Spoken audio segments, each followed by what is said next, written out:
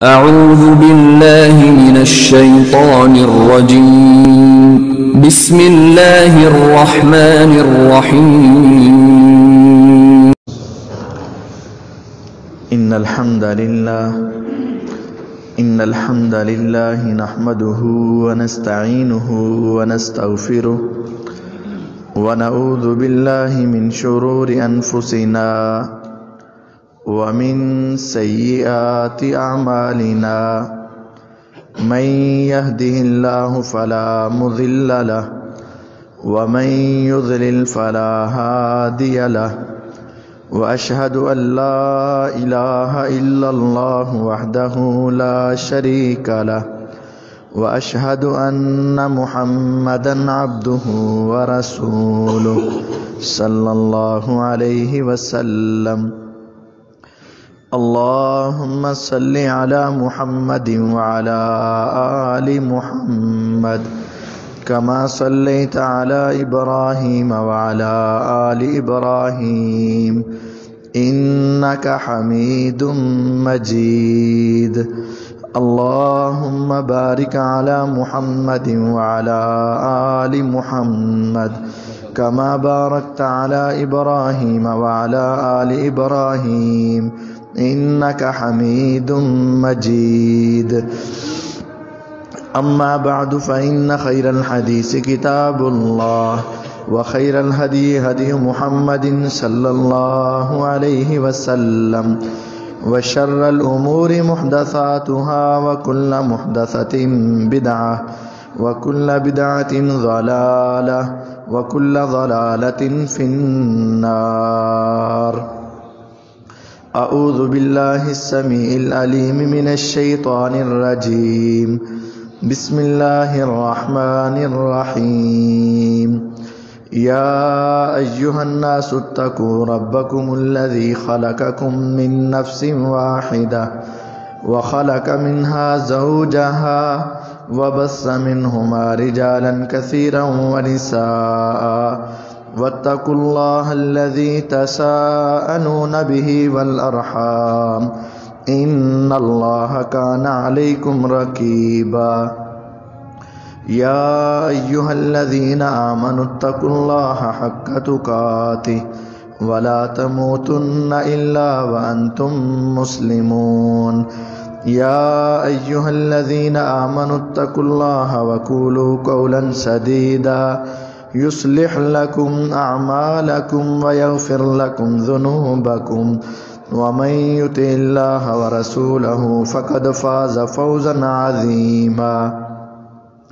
وقال جل وعلا في مقام آخر: لقد من الله على المؤمنين إذ بعث فيهم رسولا من أنفسهم يتلو عليهم آياته ويزكيهم ويعلمهم الكتاب والحكمة وإن كانوا من قبل لفي ضلال مبين. ہر قسم کی حمد و ثنا اللہ وحدہ لا شریک کے واسطے ہیں. درود و سلام نبی دو جہاں احمد مجتبیٰ جناب محمد الرسول اللہ صلی اللہ علیہ وسلم کی ذات بابرکات کے لیے ہیں. مختصر حمد و صلات کے بعد معزز سامعین کرام، معززات سامعات، رسول اللہ صلی اللہ علیہ وسلم کی سیرت کے حوالے سے خطبات بیان کیے جا رہے ہیں، اور آج اللہ کے نبی صلی اللہ علیہ وسلم کے طریقہ تعلیم اور آپ کے استاد ہونے کی خوبیاں آپ کے سامنے بیان کی جائیں گی.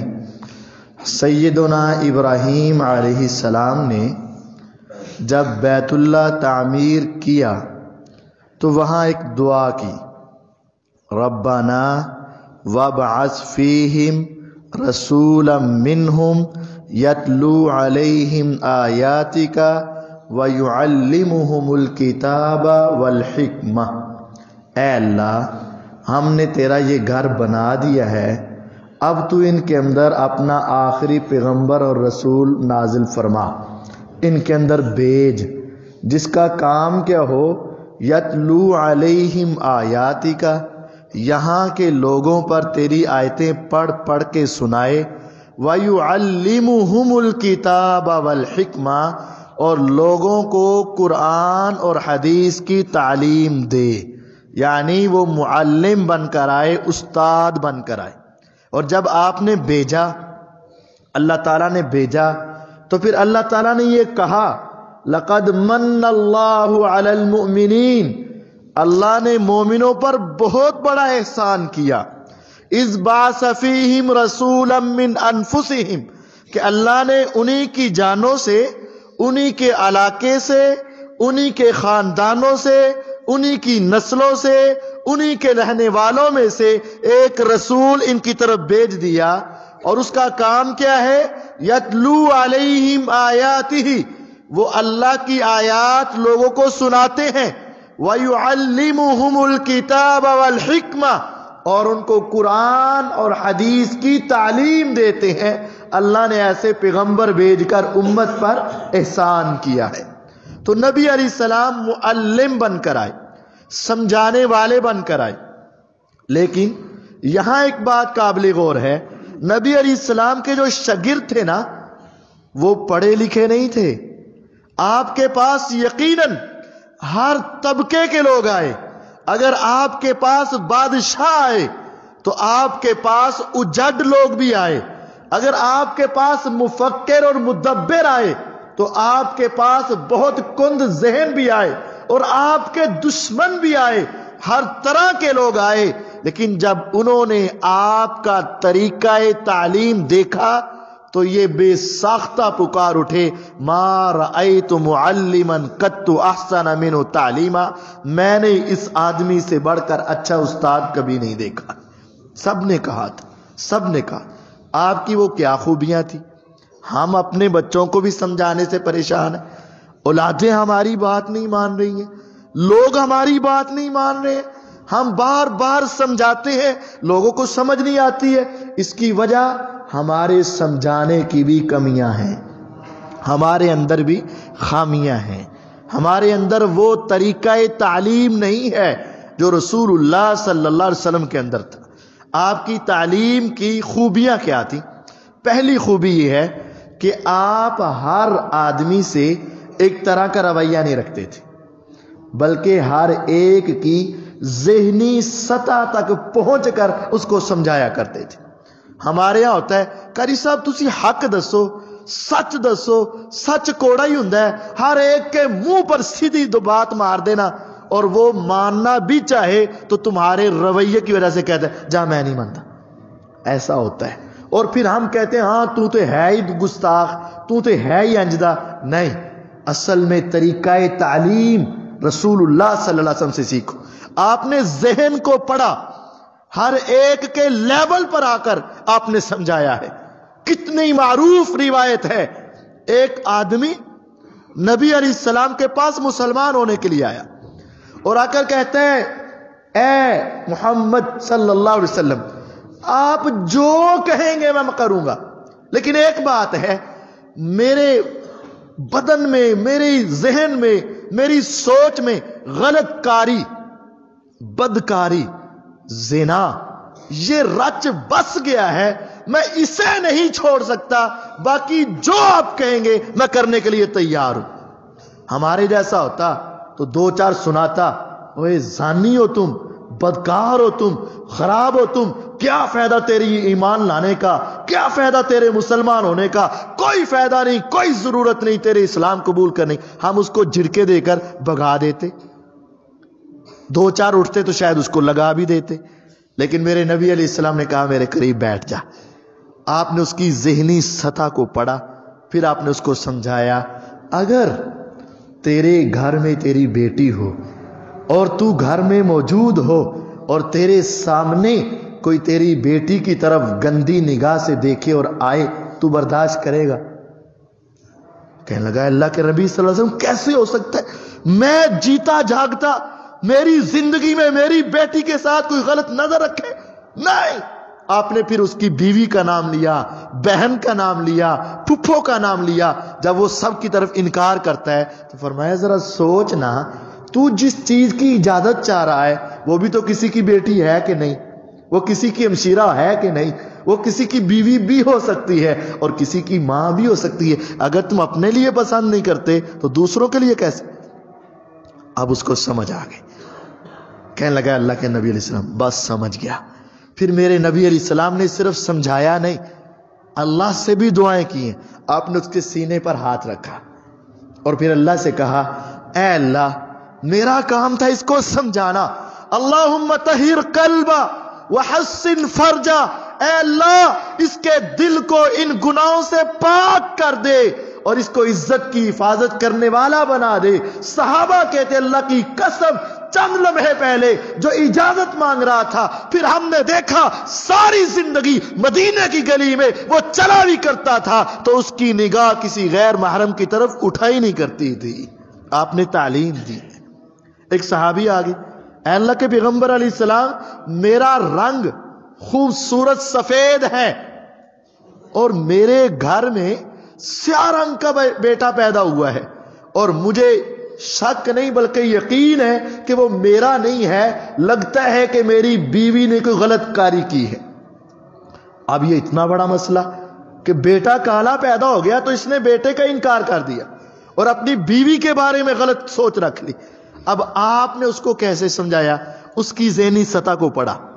آپ نے فرمایا تیرے پاس کوئی اونٹنیاں ہیں یا اونٹ ہیں؟ کہنے لگا جی ہاں ہیں. آپ نے فرمایا ان کا رنگ کیا ہے؟ کہتا جی خاکستری برون کلر ہے. آپ نے فرمایا کوئی گہرا برون بھی ہے، ڈارک برون بھی ہے، یعنی رنگوں کا مختلف ہونا بھی ہے؟ کہتا جی ہاں ہے. تو آپ نے فرمایا ان اونٹنیوں سے وہ دوسرے رنگ والا کیسے آ گیا؟ کہتا جی یہ تو اللہ کی مرضی ہے نا، اور ہو سکتا ہے کہ اس کی پچھلی نسل میں بھی ہو. تو فرمایا اگر ان میں اللہ کی مرضی اور پچھلی نسل کا کوئی تعلق ہو سکتا ہے تو تیرے گھر میں نہیں ہو سکتا؟ کہتا ہے سمجھ آ گئی. اللہ کے نبی علیہ السلام نے ہر ایک کی ذہنی صلاحیت کو سامنے رکھا. اور ہمارے یہاں ہوتا ہے کہ بس بات اس کے سامنے کر دو، حالانکہ ہر ایک کو اس کے حساب سے سمجھانا یہ میرے نبی علیہ السلام کی تعلیم ہے اور آپ کا طریقہ کار ہے. دوسرا آپ کی تعلیم کی خوبی کیا ہے؟ آپ مثال دے کر سمجھایا کرتے تھے. میرے نبی علیہ السلام مثالوں سے سمجھایا کرتے تھے. آپ نے فرمایا مثل الجلیس الصالح والسوء کحامل المسک ونافخ الکیر، اچھے اور برے دوست کی مثال. آپ نے فرمایا ایک کستوری اٹھانے والا ہے اور ایک بھٹی میں پھونکے مارنے والا ہے. مثال دے کر سمجھا دیا. کستوری اٹھانے والے کے بارے میں آپ نے کہا جو کستوری بیچنے والا ہے، اگر تم اس کو اپنا دوست بنا لو گے تو یہ تمہیں دوستی میں آ کر تمہیں تحفہ دے دے گا تو تیرا فائدہ ہو جائے گا، اور اگر وہ نہیں دے گا تو تم اس سے خرید لو گے، یار دوست اس سے ہی خرید لیتا ہوں تب بھی سستی مل جائے گی، فائدہ ہو جائے گا. اور اگر نہ وہ دے نہ تم خریدو بس اس کے پاس بیٹھے ہی رہو تو تمہیں مفت کی خوشبو آتی رہے گی، ملتی رہے گی اور تمہارا ذہن آباد اور شاد رہتا رہے گا. یہ آپ نے مثال دی اور اس مثال کی گہرائی میں جا کر دیکھو، یقین جانو ہماری اولادوں کی اصلاح اسی کے اندر ہے. اے میرے بیٹے، اے میرے بھائی، اے میرے شاگرد، دوست اس کو بنا جو کستوری والا ہو، اچھا ہو، وہ تمہیں عقل کی بات، دانائی کی بات بتا دے گا. نہیں بھی بتائے گا تو تم پوچھ لو گے، نہ وہ بتائے نہ تم پوچھو، لیکن جب تک تم اس کی محفل میں بیٹھے رہو گے کوئی گزرنے والا تمہارے اوپر انگلی نہیں اٹھائے گا، تمہاری طرف برے نظر سے نہیں دیکھے گا. یہ اچھے لوگوں کے ساتھ بیٹھا ہے، یہ بھی اچھا ہی ہوگا. میرے نبی علیہ السلام نے مثالوں سے، اور آپ نے فرمایا برے آدمی کی مثال، برے دوست کی مثال بٹی میں پھونکنے والا ہے. وہ پھونک مارے گا، چنگاڑیاں اڑیں گی اور تمہارے لباس کو جلا کے رکھ دیں گی، اور اگر وہ چنگاڑیاں نہ بھی نکلیں تو دھواں تو تمہارے ناک میں جاتا ہی رہے گا نا. اگر برا آدمی ہے وہ تمہیں برائی پر لگائے گا. میں تو پہلے سگریٹ نہیں پیتا تھا قاری صاحب، بس وہ دوستوں نے ایک مرتبہ زور سے پلایا اور پھر اس کے بعد عادت بن گئی. برے آدمی برائی کی طرف لگاتے ہیں، وہ لگائے گا یا اس کو دیکھ دیکھ کر تمہارا دل کرے گا، اور نہیں بھی ہوگا تو آپ یقین جانیے 5 وقت کا نمازی بھی اگر شراب کی محفل میں بیٹھا ہے جوئے کے اڈے پر بیٹھا ہے، غلط لوگوں کے ساتھ بیٹھا ہے، کوئی آدمی اس کو اچھا سمجھے گا نہیں، یہ سارے شرابی ہیں لیکن یہ بڑا نمازی ہے، کوئی ایسے نہیں کہے گا۔ میرے نبی علیہ السلام نے مثال دے کر بات سمجھا دی ہے۔ مثالیں دے کر سمجھانا بھی میرے نبی علیہ السلام کی سیرت ہے اور آپ کی تعلیم کا طریقہ کار ہے۔ پھر اس کے اندر میرے نبی علیہ السلام میں نا ایک بہت بڑی خوبی یہ تھی آپ کی تعلیم میں کہ آپ تحمل مزاجی سے، نرم رویے سے سمجھایا کرتے تھے۔ ہم نے تو اپنے بچوں کو بھی نماز کا کہنا ہے تو یہی کہنا ہے، اوہ تو کافر ہے، تو نماز نہیں پڑھتا، نہیں، سختی نہیں، نرمی کے ساتھ۔ فَبِمَا رَحْمَةٍ مِّنَ اللَّهِ لِنْتَ لَهُمْ وَلَوْ كُنْتَ فَظًّا غَلِيظَ الْقَلْبِ لَانفَضُّوا مِنْ حَوْلِكَ۔ اللہ کی رحمت ہے اے محمد صلی اللہ علیہ وسلم، آپ ان کے لیے نرم دل ہیں۔ اگر آپ اکھڑ مزاج ہوتے، سخت مزاج ہوتے، فوراً منہ پر دے مارنے والی باتیں کرتے تو یہ آپ کے پاس کوئی صحابی بھی موجود نہ ہوتا۔ یہ اللہ کی رحمت ہے۔ نبی علیہ الصلوۃ والسلام کی مشہور وہ روایت ہے کہ آپ مسجد نبوی میں ہیں، ایک آنے والے نے کیا کیا تھا۔ اب ذرا ذہن میں سوچو کہ اگر کوئی یہاں بزرگی ہو، وہ یہاں اس کو بلغم آئے اور وہ منہ سے نکال کر یا ناک سے نکال کر دیوار پر لگا دے، یقین جانو تمہیں غصہ آئے گا کہ نہیں؟ اور اگر کوئی بچہ ایسی حرکت کرے تو ہم شاید اس کو تھپڑی مار دیں۔ اور ہمارے سمجھانے کا پھر طریقہ کار کیا ہوگا، وہ ہر کوئی سمجھتا ہے کہ ہماری مسجدوں میں کیا کیا نہیں ہو رہا ہے، اور کیسے شور مچتا ہے، اور کیسے عزتیں اچھالی جاتی ہیں، اور پھر کہتے ہیں دنیا مانتی نہیں ہے۔ نہیں، میرے نبی علیہ الصلوۃ والسلام بیٹھے مسجد نبوی میں، ایک دیہاتی آئے، ان کو اتنا ابھی دین کا علم نہیں تھا، مسجد نبوی کا صحن کچا تھا، مٹی والا تھا۔ وہ پیغمبر علیہ السلام کی مجلس میں بیٹھے، باتیں سنی، اٹھ کر جانے لگے تو صحن کے ایک کونے میں بیٹھ کر کچی زمین میں مسجد نبوی میں پیشاب شروع کر دیا۔ تو صحابہ نے جب دیکھا تو زور سے آوازیں کسی، آوازیں لگائیں۔ جب نبی علیہ السلام نے دیکھا تو فرمایا دعوہ، چھوڑ دو، کچھ نہ کہو، اب وہ پیشاب کر رہا ہے تو کر لینے دو۔ کیوں؟ درمیان میں اگر وہ روکے گا تو سائنسی اعتبار سے، میڈیکل کے اعتبار سے بھی تکلیف ہوگی، اس کو کوئی انفیکشن ہو سکتا ہے۔ دوسری بات، اس کے لباس اور کپڑے بھی گندے ہوں گے اور اس کے پیشاب کے قطرے کئی جگہ پر بکھریں گے۔ آپ نے فرمایا اب اس سے غلطی ہو گئی تو کر لینے دو۔ نرم مزاجی کی انتہا دیکھو، مسجد میں پیشاب ہو رہا ہے اور آپ کتنے نرم دل ہیں۔ آپ نے فرمایا اچھا اس کو کر لینے دو۔ اب وہ کر کے فارغ ہوا تو آپ نے کہا اس کو میرے پاس بھیج دو اور اس کے کیے پر تم پانی بہاؤ۔ یہ ہمارے جیسا ہوتا تو کہتا ہے اللہ نبی صلی اللہ علیہ وسلم کرے او تے پانی آسی، اپنے کیے پر خود بہایا، ہماری کیا ذمہ داری ہے؟ نہیں، نبی علیہ السلام نے فرمایا تم ڈول پانی کا لے کر آؤ۔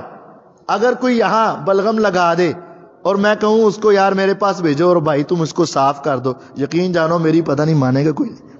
قاری صاحب تسی کہو جائیں گلاں کر دے، نہیں، نرم ہو کر دیکھو۔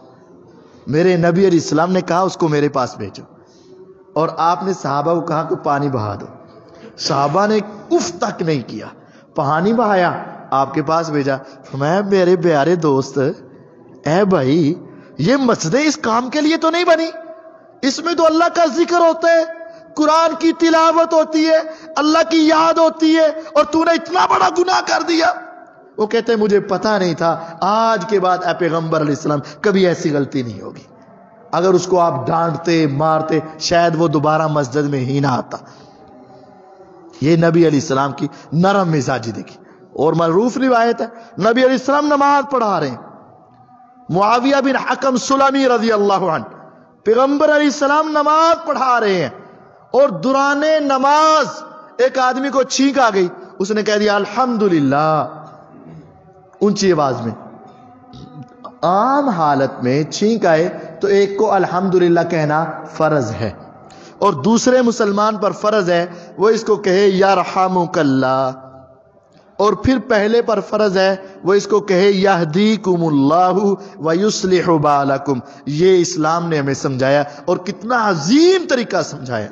چھینک آتی ہے نا تو دل کے وال ایک دم سے بند ہوتے ہیں اور پھر کھلتے ہیں اور انسان کے خون کی سرکولیشن درست ہوتی ہے. چھینک آنے سے پورے وجود میں ایک دم سے خون کا جھٹکا لگتا ہے اور ساری سرکولیشن بہترین ہوتی ہے. تو وہ کہتا ہے الحمدللہ، اے اللہ تیرا شکر ہے تو نے میرے دل کے وال بھی بند کیے تھے. اگر بند رہتے، وہ چند سیکنڈ، ایک آدھا سیکنڈ ہوتا ہے، اگر زیادہ دیر بند رہتے تو میں مر جاتا، اور تو نے کھول کر مجھے زندگی بھی دی اور صحت بھی دی ہے، تیرا شکر ادا کرتا ہوں. دوسرا کہتا ہے وہ تو اللہ کا شکر کرتا ہے، یا رحمک اللہ، اللہ تیرے اوپر اپنی اور رحمتیں کر دے. کہتا ہے اچھا تو میرے لیے دعائیں کرتا ہے، یہدیکم اللہ، اللہ تمہیں ہدایت کے اوپر قائم رکھے، ویصلح بالکم، اور اللہ تیرے سارے کاموں کو سنوار دے، تیری ساری ٹینشنیں ختم کر کے رکھ دے. کتنی پیاری دعائیں. تو ایک صحابی کو نماز میں چھینک آ گئی، اس نے کہہ دیا الحمدللہ. دوسرے نے نماز میں کہہ دیا یرحمک اللہ. جب اس نے یرحمک اللہ کہا تو دوسرے صحابہ کہنے لگے یہ کیا بات ہوئی. انہوں نے نا اس کی طرف ذرا گورا، قریب والے نے تھوڑا سا اس کو کیا تو وہ نماز میں بول پڑا. ان کو بھی مسئلے کا علم نہیں تھا، وہ نماز میں بول پڑے میری طرف کیا دیکھتے ہو، مجھے کیوں روکتے ہو، اپنی نماز پڑھو، تمہارا میرے ساتھ کیا تعلق ہے. یہ نماز میں انہوں نے کہا، یہ شور ہو گیا. نبی صلی اللہ علیہ وسلم نے سلام پھیرا. اور ہمارے ہاں ذرا یہ تو باتیں ہو گئی نا، یہاں کسی کا صرف موبائل ہی بج جائے، موبائل بند ہونا چاہیے، موبائل کی بیل بند ہونی چاہیے. لیکن انسان ہے نا یار، اگر ہم نماز پڑھتے پڑھتے یہ کہتے ہیں بھول سکتے ہیں کہ 3 پڑھیاں یا 4 ہو سکتا ہے نا، تو پھر پہلے بھی تو بند کرنا بھول سکتے ہیں نا. نہیں بھولنا چاہیے، انسان کو کوشش کرنی چاہیے بند رکھے. لیکن انسان ہے نا، غلطی تو ہو ہی جاتی ہے نا. اب اگر کسی سے یہ غلطی ہو گئی اور کسی نے فون کر دیا، اور کچھ زیادہ سمجھدار ہوتے وہ بار بار بھی کرتے رہتے ہیں، حالانکہ بار بار بھی نہیں کرتے، تو اب وہ چاہتا ہے کہ اب میرے سلام کی باری نہ آئے.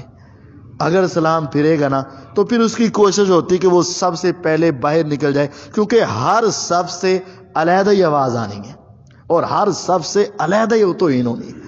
اور وہ بیچارہ کہتا ہے یار ایک باری جان دیو، آئندہ میں نہیں آؤں گا. یہ ہماری کوشش ہوتی ہے.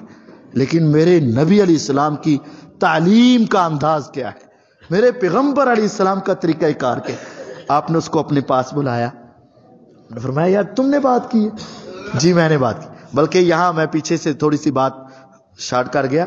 نبی علیہ السلام نے پوچھا تھا کون بولا ہے. اب ذرا دیکھو، دائیں والے کو بھی پتا ہوگا کہ نہیں کو پتا ہوگا، بائیں والے کو بھی پتا ہوگا اور قریب والوں کو تو پتا چل جاتا ہے کہ یہ تھا. آپ علیہ السلام نے پوچھا کون تھا جو بولا، تو وہ سہم گئے اور کسی صحابی نے بھی شکایت نہیں لگائی. اللہ نبی ایسے ہی نہیں، سارے خاموش رہے. ڈر گئے نا کہ اب بیچارے سے غلطی ہو گئی ہے، اب کچھ ہوگا. نبی علیہ السلام نے پھر پوچھا تو پھر انہوں نے کہا جی یہ مجھ سے غلطی ہوئی ہے. آپ نے اپنے قریب بلایا اور آپ نے اس کو آرام سے سمجھا. فواللہ ما قہرانی ولا ضربانی ولا شتمانی. وہ صحابی کہتے اللہ کی قسم میرے نبی علیہ السلام نے مجھے ڈانٹا بھی نہیں، مارا بھی نہیں، جھڑکا بھی نہیں، اتنے اچھے انداز میں سمجھایا. ارے میرے بھائی، یہ نماز آپس میں باتیں کرنے کے لیے نہیں ہے، نماز تو اپنے رب سے باتیں کرنے کا ذریعہ ہے. آپ نے مجھے سمجھایا اور مجھے سمجھ آ گئی. فواللہ ما رأیت معلما قط احسن منہ تعلیما. اللہ کی قسم میں نے زندگی میں آپ سے اچھا استاد کبھی نہیں دیکھا تھا. یہ آپ کی تعلیم تھی. بسا اوقات ایک آدمی سے غلطی ہوتی ہے تو ہمارے کچھ مسئلہ پوچھنے والے نام لے کر مسئلہ پوچھتے ہیں اور سمجھانے والے بھی سب کے سامنے نام لے کر اس کو ذلیل کرتے ہیں. ایسا بھی میرے نبی علیہ السلام کا طریقہ نہیں تھا. آپ اگر کسی کی کوئی غلطی دیکھتے تو جب درس دیتے، جمعہ پڑھاتے، خطبہ دیتے تو ایک مجموعی شکل میں آپ کلمات کہتے، ما بال اقوام، لوگوں کے اندر یہ خامی ہے، لوگوں کے اندر یہ کمی کوتاہی ہے، لوگوں کے اندر یہ خرابی پیدا ہوگی. یعنی کسی کا نام لے کر آپ اس کے اوپر تان اور طنز نہیں کیا کرتے تھے، بلکہ مجموعی طور پر بات کر کے سبھی کو سمجھا دیا کرتے تھے. یہ بھی میرے نبی علیہ السلام کا سمجھانے کا طریقہ کار تھا.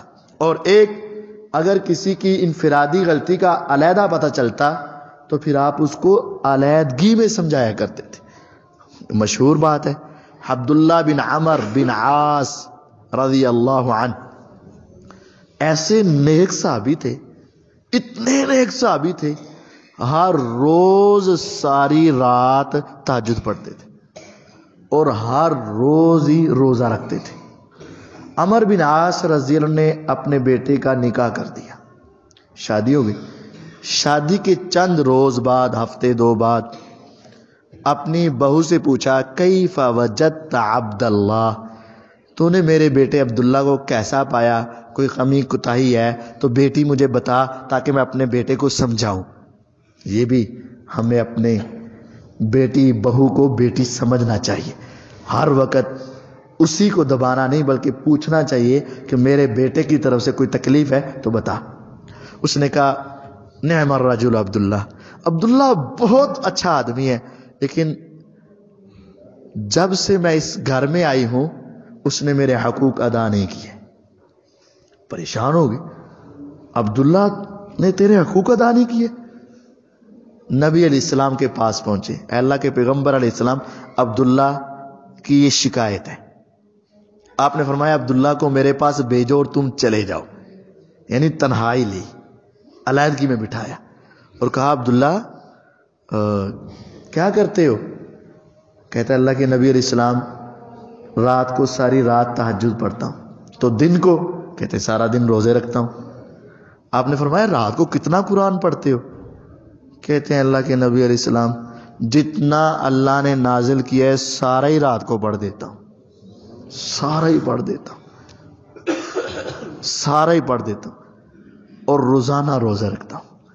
پھر آپ نے فرمایا تھا تیری آنکھوں کا تیرے اوپر حق ہے، تیرے جسم کا تیرے اوپر حق ہے، تیری بیوی کا تیرے اوپر حق ہے، تیرے مہمانوں کا تیرے اوپر حق ہے. سویا بھی کر، ان کے حقوق بھی ادا کیا کر اور تہجد بھی پڑھا کر. اور آپ نے فرمایا سن لے، 1 مہینے سے پہلے تو نے قرآن ختم نہیں کرنا. کہنے لگے اللہ کے نبی علیہ السلام اتنا تھوڑا، میں تو روزانہ پڑھتا ہوں، آپ مجھے ذرا اجازت دے دے کہ میں جلدی پڑھ لوں. فرمایا اچھا بس 10 دن سے پہلے نہیں پڑھنا. بس وہ کوشش کر رہے ہیں میں زیادہ پڑھوں. آپ نے فرمایا 10 دن. کہتے ہیں نہیں اللہ کے نبی تھوڑی سی اور. کہتے ہیں 7 دن. کہتے کہ نہیں تھوڑا سا اور اجازت دے. آپ نے فرمایا بس 3 راتیں، اس سے زیادہ اس سے پہلے تم نے ختم نہیں کرنا. یعنی آپ نے ان کو علیحدگی میں اچھے طریقے سے سمجھایا اور وہ سمجھ گئی.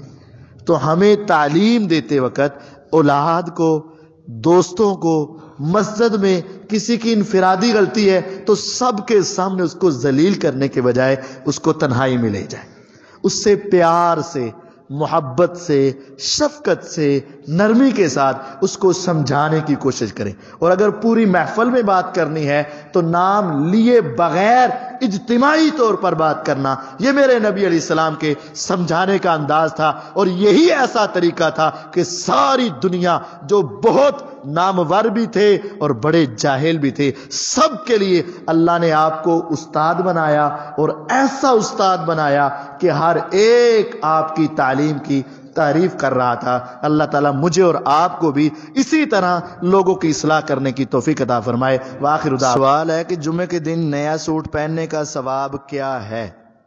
اللہ کے نبی علیہ الصلوۃ والسلام نے فرمایا تھا جمعے والے دن اچھا لباس پہنا کرو، اور ہو سکے تو تم 1-2 سوٹ، اس وقت چونکہ لباس کی کمی تھی تو آپ نے فرمایا جمعے کے لیے 1-2 سوٹ لباس علیحدہ بنا کر رکھو جو کام کاج کے لباس کے علاوہ ہو، تاکہ ہر جمعے تم وہ اچھا لباس پہن سکو. تو کوئی خاص ثواب آپ نے بتایا ہو، اتنی نیکیاں ہیں یہ تو نہیں. بہرحال آپ نے اس کو پسند کیا ہے اور اس کا حکم دیا ہے کہ اچھا لباس ہونا چاہیے. کیا اس سوٹ کا حساب لیا جائے گا؟